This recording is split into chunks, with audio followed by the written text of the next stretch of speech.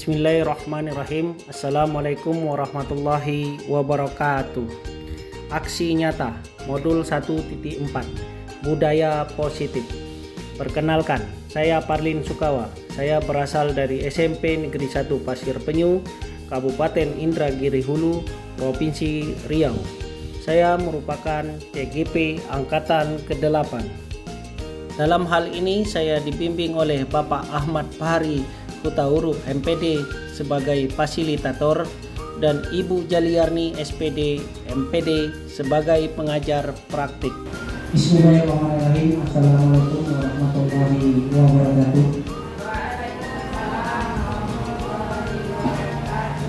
Puji syukur kehadirat Tuhan Yang Maha Esa yang telah memberikan rahmat serta hidayahnya kepada kita semua, sehingga Bapak Ibu bisa meluangkan waktu untuk mengikuti acara diseminasi budaya positif yang merupakan salah satu tugas kami sebagai calon guru penggerak Angkatan 8 Kabupaten Indragiri Hulu Riau. Tidak lupa salawat serta salam kepada Nabi besar junjungan alam Nabi besar Muhammad SAW dengan ucapan Allahumma sholli ala Sayyidina Muhammad wa ala ali Sayyidina Muhammad.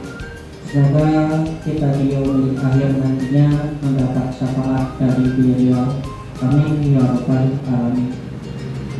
Bapak Ibu yang saya hormati, diseminasi ini adalah penyebaran ide, pendapat, gagasan yang kita dapatkan dari mata karya, dari modul, dari gimmick, dari instruktur, dari fasilitator dan pengajar praktek untuk dibagikan kepada Bapak Ibu majelis guru, rekan sejawat saya di SMP Negeri 1 Pasir Penyu.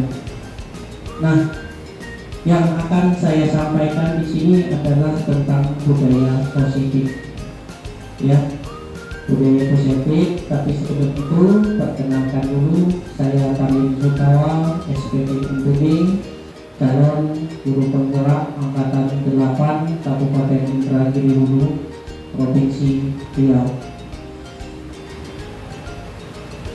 Apa makna budaya positif? Budaya positif ini adalah nilai-nilai dan kebiasaan-kebiasaan di sekolah yang berpihak pada peserta didik agar mereka dapat berkembang menjadi pribadi yang kritis, penuh hormat dan bertanggung jawab. Ini jadi nilai-nilai dan kebiasaan yang bisa kita lakukan di sekolah. Ya, contohnya apa yang bisa kita lakukan? Biasa membiasakan 3S, sapa, senyum, salam. Sudah itu bergotong royong bersama, melaksanakan sholat zuhur bersama, menyapa siswa, memberikan contoh tauladan, disiplin sebagai pengajar untuk jadi tauladan bagi anak. Saya yakin dan percaya ini sudah kita lakukan, tapi konsepnya mungkin berbeda. Oke, saya lanjut Bapak Ibu. Nah, menurut Ki Hajar Dewantara, perubahan paradigma pandangan kita terhadap apa anak selama ini yang harus kita tanamkan pada diri kita adalah semua anak itu memiliki bakatnya masing-masing. Jadi kita tidak bisa memukul rata, karena sekolah juga tidak bisa menuntut anak harus paham dia dengan semua bidang ilmu, karena dia punya bakatnya masing-masing yang tidak bisa kita tebak satu per satu. Yang kedua, anak memiliki budi pekerti. Dari lahir dia dari keluarga dia sudah punya budi pekerti yang diturunkan oleh orang tuanya, tinggal kita membangunnya lagi di sekolah. Yang ketiga adalah tugas kita hanya menuntut, ya, agar tumbuh dengan selamat dan bahagia. Jadi kita tidak bisa menuntut, bedanya. Kita kan selama ini kadang menuntut, Kita yang menentukan, kita yang memutuskan kapan tugas itu harus dikumpul, kapan pekerjaan itu harus selesai. Sementara menurut Ki Hajar Dewantara, kita menuntun. Karena anak itu tidak semuanya sama, pasti ada yang cepat, ada yang lambat. Nah, tapi kita sekarang menuntun. Nanti ada penjabarannya yang lebih jelas. Yang keempat, guru ibarat petani. Anak itu uji jagungnya. Intinya apa? Anak itu akan tumbuh, jagung itu akan tumbuh berdasarkan cara merawat jagung itu oleh petani. Jadi kalau kita sesama rekan sejawat, makanya kita harus berkolaborasi untuk menyamakan persepsi bagaimana kita untuk menuntun anak biar idenya sama. Kalau kita guru, tapi kalau petani, ya akan beda hasilnya jagung itu ketika dirawat dengan benar, hanya ditanam atau hanya ditaruh saja. Tergantung perawatannya. Begitu juga dengan anak. Yang kelima, kodrat alam dan kodrat zaman ini tidak bisa kita lawan. Makanya salah satunya adalah kodrat alam itu, alam kita akan berubah. Dulu kita masih bisa dipukul, masih bisa ditempeleng, masih bisa dipijak-pijak.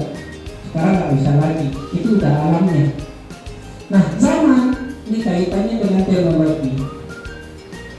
Pendidikan kita nggak boleh tinggal dengan teknologi. Makanya di kesempatan yang berbahagia ini, yuk kita ikut TGP. Salah satunya apa? Untuk meningkatkan kompetensi kita, menyesuaikan dengan zaman. Karena sekarang teknologi nggak bisa kita lawan. Gitu. Selanjutnya adalah berpihak kepada anak. Intinya apa? Semua kemauan anak yang kita ikutkan, bukan kemauan kita. Selama ini kemauan kita. Jadi Bapak Ibu, ini harus kita ubah paradigma pandangan kita terhadap anak. Ini yang sebetulnya berdasarkan filosofi Ki Hajar Dewantara di Teladan 6 ini tuh pandangannya yang harus kita tanamkan kepada diri kita untuk memandang anak. Perubahan pemikiran kita, perubahan cara mengajar kita, ini yang harus kita ubah. Oke. Kalau kaitannya dengan budaya positif, perubahan pandangan seperti apa? Perubahan paradigma seperti apa yang harus kita lakukan? Yang pertama yang harus kita lakukan adalah menyediakan lingkungan yang positif, aman dan nyaman agar anak itu mampu berpikir. Intinya apa Bapak Ibu? Ketika kita dalam posisi nyaman, posisi aman, kita akan bisa berpikir, bertindak dan menciptakan dengan rasa merdeka, mandiri dan bertanggung jawab. Ini mulai dari rasa merdeka, mandiri, bertanggung jawab. Ini P5 Bapak Ibu. Robin belajar pada sini. Ya. Nah, lazimnya disiplin dikaitkan dengan kontrol. Dalam hal ini guru dalam menghadapi murid. Jadi kita hanya mengontrol saja, tidak boleh kita memberikan hukuman. Oke Bapak Ibu, saya lanjut ke selanjutnya. Menurut Dr. Leon Delusa, dalam kontrol teori untuk meluruskan miskonsepsi tentang kontrol, yang pertama adalah ilusi guru menonton murid. Intinya apa? Dari bayangan yang kita harus mulai dari bayangan kita diri kita sendiri bahwa kita harus mampu untuk mengontrol murid. Ingat, mengontrol ibu Bapak ya. Yang kedua, ilusi bahwa kritik dan membuat orang merasa bersalah dapat menguatkan karakter. Ini sering kita lakukan. Tapi kadang-kadang bahasanya yang terlalu tajam sehingga dia tidak membuat orang merasa bersalah, tapi dijadikan orang bersalah, gitu. Nah ini yang ketiga adalah semua penguatan positif efektif itu harus bermanfaat. Apa yang kita lakukan untuk anak itu penguatan positif kita, support kita itu bermanfaat bagi anak. Yang terakhir adalah orang dewasa memiliki hak untuk memaksa. Ini yang selalu ada di kepala kita. Kita lebih lama hidup, kita lebih duluan hidup, kita lebih paham hidup, makanya kita yang akan memaksa yang kecil-kecil itu, termasuk di lingkungan keluarga. Kadang ini terjadi. Ini bedanya stimulus respon dengan teori kontrol. Bisakah kita mengontrol seseorang? Seharusnya bisa. Ya. Kalau stimulus respon, kita mencoba mengubah orang agar berpandangan sama dengan kita. Ini yang kadang-kadang sering kita lakukan.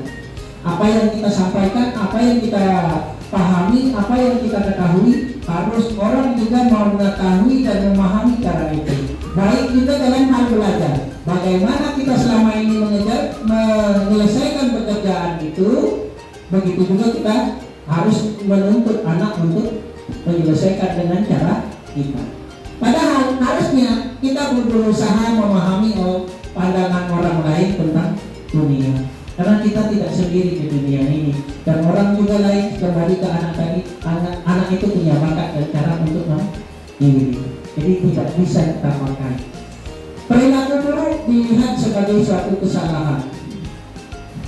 Selalu, ini selalu yang buruk itu kesalahan. Padahal harusnya perilaku itu, semua perilaku mau baik mau buruk pasti ada tujuan. Kalau kita kontrol, tinggal bagaimana kita menanyakannya aja lagi. Orang lain bisa mengontrol saya. Ada, itu pemikiran. Tapi seharusnya adalah hanya Anda yang bisa mengontrol diri Anda sendiri. Karena kalau kita bilang apa yang mengubah diri kita, bukan orang lain. Ini yang harus, makanya kita tidak akan bisa mengubah orang lain mengikuti apa yang kita mau. Selanjutnya adalah saya bisa mengontrol orang lain. Kita tidak akan pernah bisa.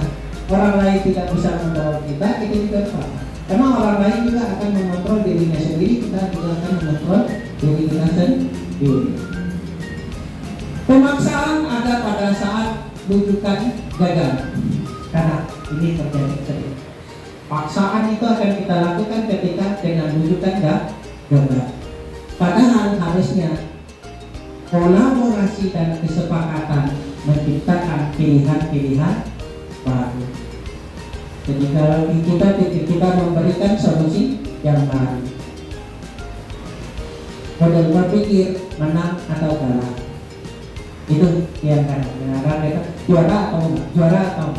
Seharusnya kita berpikir menang untuk menang dan menang. Ini untuk perubahan paradigma tentang teori kontrol total itu. Oke, karena saya lebih ke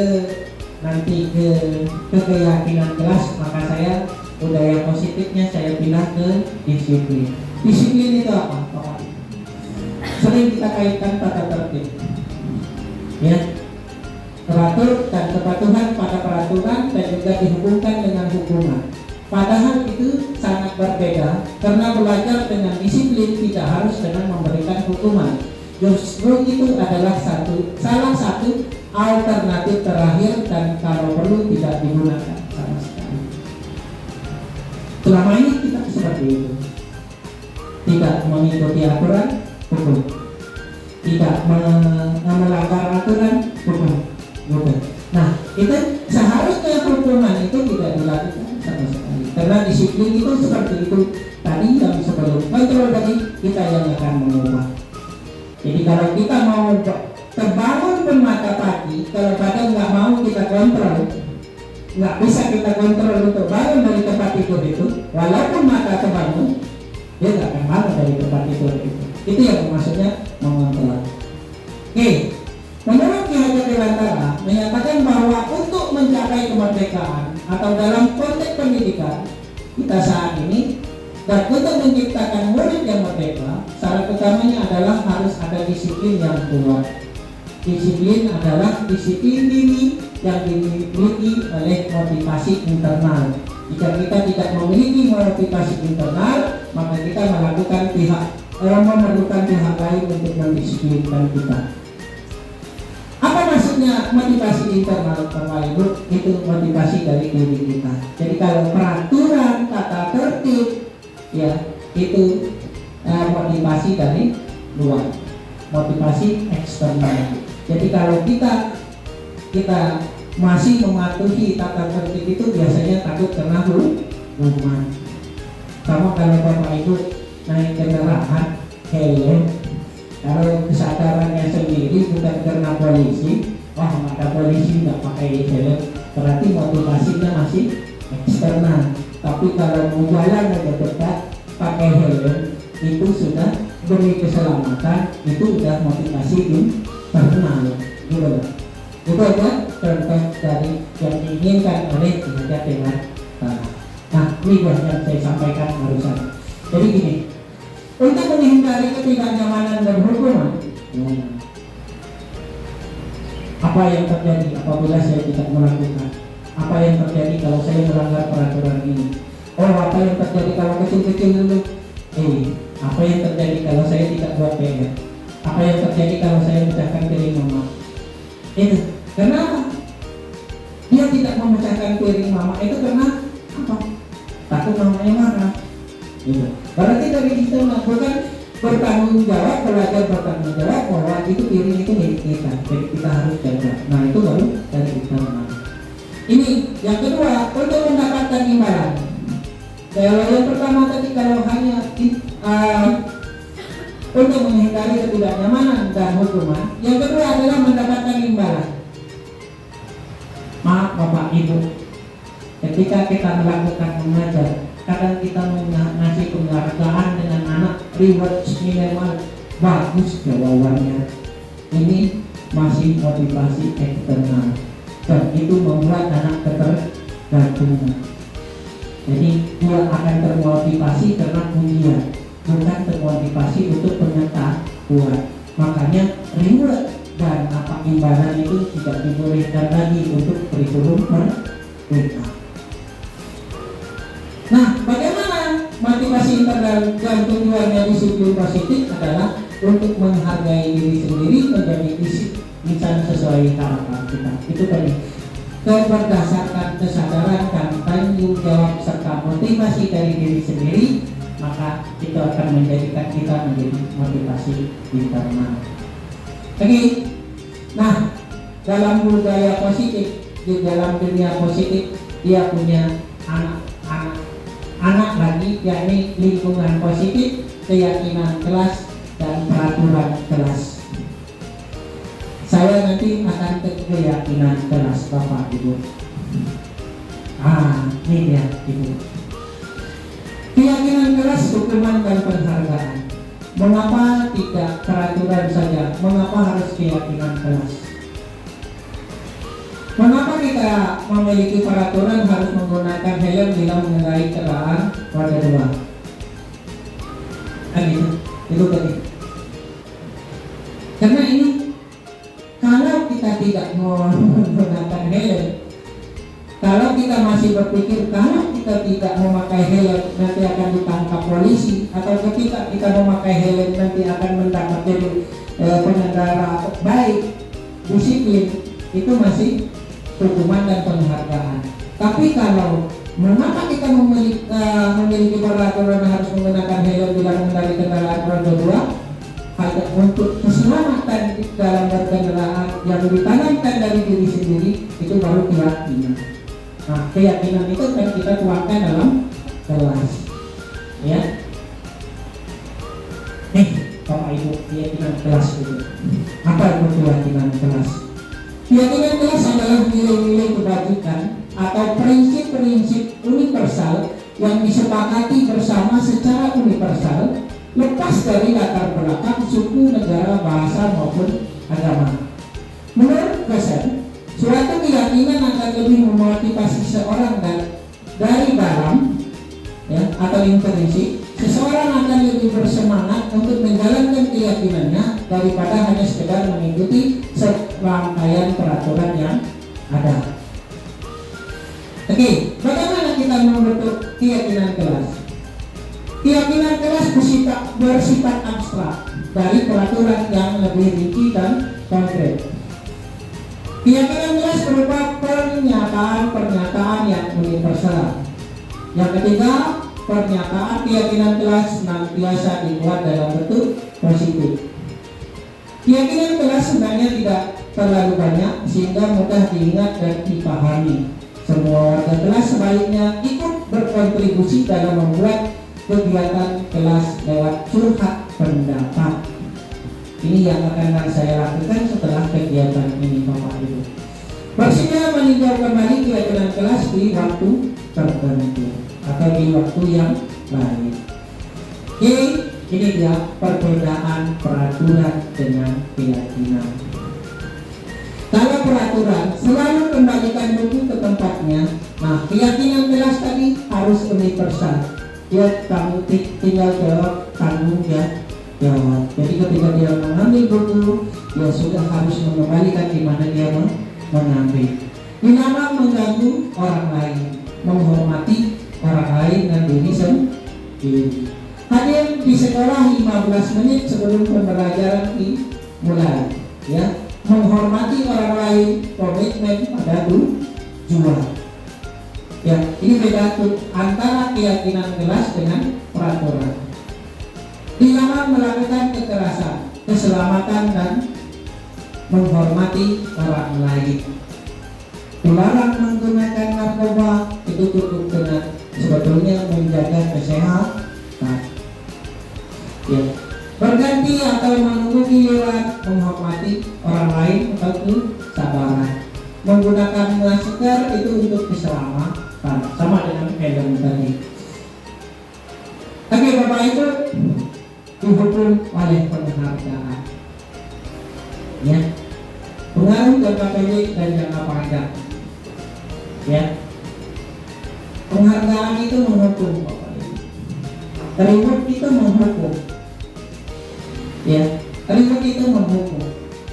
Penghargaan itu mengurangi ketepatan tujuan dari apa yang kita ingin raih. Yang kedua, penghargaan tidak efektif. Yang terakhir adalah penghargaan akan merusak hubungan. Jadi ketika dia biasa dengan penghargaan, kalau tidak dihargai lagi, dia akan bisa. Oke, perbedaan hukuman dan konsekuensi. Hukuman sesuatu yang menyakitkan harus terjadi. Konsekuensi sesuatu itu akan terjadi. Ya, membuat anak sakit, fisik ataupun hati untuk jangka waktu yang lama, membuat anak merasa tidak nyaman dan dalam jangka waktu yang pendek. Jadi intinya kalau kita membuat hukuman, kita memberikan hukuman, kita akan menyakiti anak itu dalam waktu yang panjang. Tapi kalau kita memberikan konsekuensi berdasarkan kesadaran anak itu sendiri, akan membuat anak itu merasa tidak nyaman dalam waktu yang pendek. Anak akan membenci kedisiplinan. Akibatnya itu kalau segala sesuatunya akan kita beri hukuman.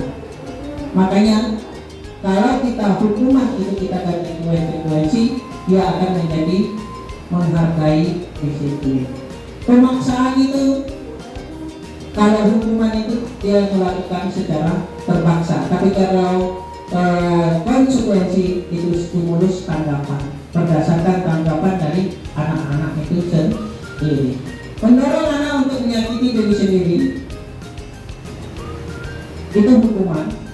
Jadi kalau dia melakukan ini, dia akan menyakiti, dia akan menerima efeknya ini, itu hukuman. Tapi kalau konsekuensi, mendorong anak akan menyesuaikan diri. Apabila saya melakukan ini yang akan saya. Jadi itu saya harus hindari ini. Seperti itu, Bapak Ibu. Konsep dari diri yang buruk menjadi konsep diri yang baik. Anak belajar untuk menyembunyikan kesalahan, ya berbohong, ini hitungnya kemarin itu Bapak Ibu. Dia tidak mendapatkan hukuman. Kita pun mungkin pernah melakukan itu, berbohong dan tidak dimarah, mungkin bisa. Ya, tapi ini anak akan belajar untuk mematuhi peraturan. Marah, merasa bersalah, dipermalukan, merasa tidak dihargai, itu yang akan dirasakan anak ketika mendapatkan hukuman. Tapi kalau konsekuensi, kehilangan hak, dibuat tidak nyaman, diasingkan untuk sementara atau temporary. Oke, ini kalau Bapak Ibu mau tahu apakah mencatat 100 kali di dalam buku, saya tidak akan, mungkin kita pernah mencatat ini adalah hukuman, tidak ada manfaatnya, tidak ada apanya, malah mengingat itu. Tapi yang konsekuensi mengganti kertas tugas, ya teman yang telah dicoret-coret, membersihkan tumpahan di meja tulis karena tersenggol pada saat belajar, lari mengelilingi lapangan basket 2 kali karena terlambat 10 menit untuk pelajaran muka. Tapi kalau pelajaran matematika dia nggak bisa. Karena apa? Karena ini bentuknya lari. Jadi kan karena olahraga diajar terlambat, olahraga dia disuruh pemanasan keliling, itu bukan hukuman tapi konsekuensi. Tapi kalau ketika guru matematika menyuruh lari keliling lapangan, itu hukuman karena nggak ada kaitannya dengan pembelajaran. Ini beda konsekuensi dengan hukuman. Ini yang dibutuhkan manusia untuk bertahan hidup: penguasaan, kasih sayang dan rasa diterima, kebebasan, kesenangan.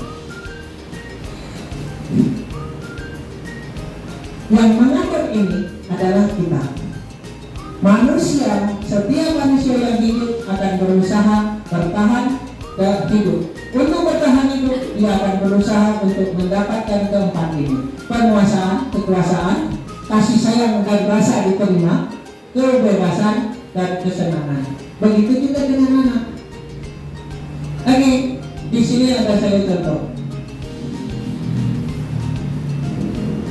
Bu Noraya, nanti kita kalau Bu Noraya apa yang kita lakukan? Bisa. Pak Arifin adalah guru kelas 9 yang sedang bingung menghadapi seorang siswa. Banyak siswa mengeluh bahwa Ardi sering meminta bekal makan siang mereka dengan paksa.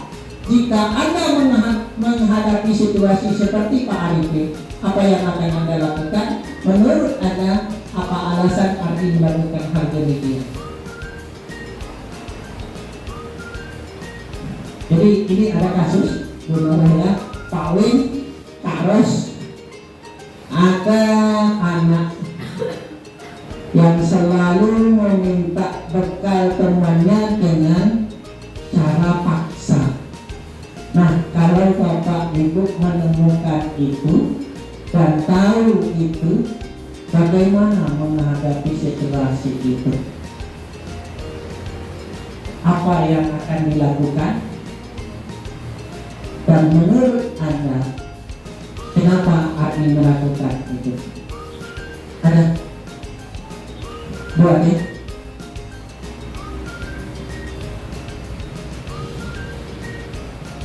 Kenapa Ardi itu selalu meminta jatah makan teman-temannya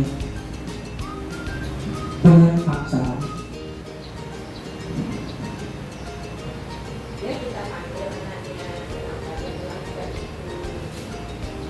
Kita panggil anaknya, kenapa dia melakukan itu? Itu yang Mbak Ibu lakukan. Nah, kalau menurut Ibu alasan Ardi itu melakukan itu apa? Mungkin tidak dikasih jajan. Oke, Ibu Noraya, ini dia. Jawaban kita hampir sama. Ya, jadi panggil dulu anak, tapi di sini sebaiknya mencari tahu alasan Ardi melakukan tindakan tersebut agar mengetahui kebutuhan mana yang sedang dibutuhkan oleh Ardi. Nah, apabila jawab Ardi karena dia lapar dan orang tuanya tidak membawakan bekal, kalau Bu Noraya tadi tidak dikasih jajan kan, ya kan hampir sama gitu. Nah, maka dia adalah bertahan hidup berdasarkan kebutuhan manusia tadi. karena dia lapar, dia ingin bertahan. Setelah itu, apabila jawaban Aki itu karena ia senang karena temannya memperhatikannya, maka kebutuhannya adalah cinta dan kasih sayang. Dia ingin diperhatikan. Apabila Aki menjawab dia merasa hebat karena temannya jadi takut dan memenuhi keinginannya, ini penguasa. Nah, apabila jawaban Aki merasa bosan dengan bekal yang dibawanya, maka ini adalah kebebasan. Mungkin dia bawa bekal cuma nggak enak, jadi tengok punya kawannya yang enak, gitu. Dia mau bebas, jadi ngambil apa aja boleh. Gitu. Yang kelima terakhir adalah apabila jawaban Aki karena iseng menikmati raut wajah teman karena kesal bahkan jauh, maka sebetulnya adalah untuk kesenangan. Dan kita sering bilang iseng. Ini sebetulnya ini kita sering temui, ya. Walaupun kasusnya berbeda, tapi jawabannya akan ini. Tapi rata-rata dia mencari kesenangan. Iseng Pak, kenapa begini? Iseng Pak. Nah, ini, jadi dia mencari kesenangan. Nih, yang posisi 5 posisi kontrol yang kita apakan tadi, ya. Terakhir adalah restitusi. Apa itu restitusi? Adalah proses menciptakan kondisi bagi murid untuk memperbaiki kesalahan mereka sehingga mereka bisa kembali pada kelompok mereka dengan karakter yang lebih kuat. Ini menurut dosen. Apa itu ciri-ciri restitusi? Ada 9. Yang pertama, bukan untuk menebus kesalahan, namun untuk belajar dari kesalahan. Memperbaiki hubungan, tawaran bukan paksaan. Restitusi menuntut untuk melihat ke dalam diri. Restitusi mencari kebutuhan dasar yang mendasari tindakan. Restitusi diri adalah cara yang paling baik untuk memperbaiki diri. Restitusi fokus pada karakter bukan tindakan. Restitusi fokus pada solusi. Dan yang terakhir adalah restitusi mengembalikan murid yang berbuat salah kepada kelompoknya. Ini dia Bapak Ibu segitiga restitusi. Yang pertama adalah menstabilkan identitas. Bapak Ibu harus menstabilkan identitas, dan hal ini adalah setiap orang pasti pernah membuat kesalahan. Ketika kita berhadapan dengan orang bermasalah, kita juga pernah bermasalah. Kamu bukan satu-satunya yang pernah melakukan kesalahan ini. Saya yakin dan percaya. Nah, ini yang kita akan sampaikan. Yang kedua adalah validasi tindakan yang salah.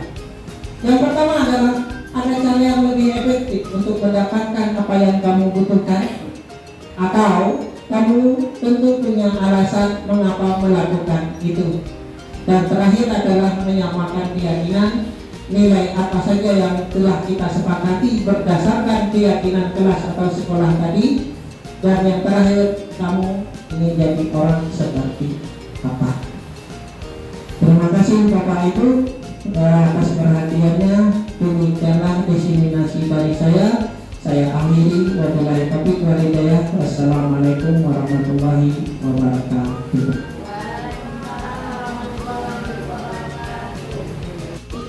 Assalamualaikum warahmatullahi wabarakatuh. Perkenalkan, nama saya Cindy Septiawan, guru SMP Negeri 1 Pasir Penyu, mengajar matematika.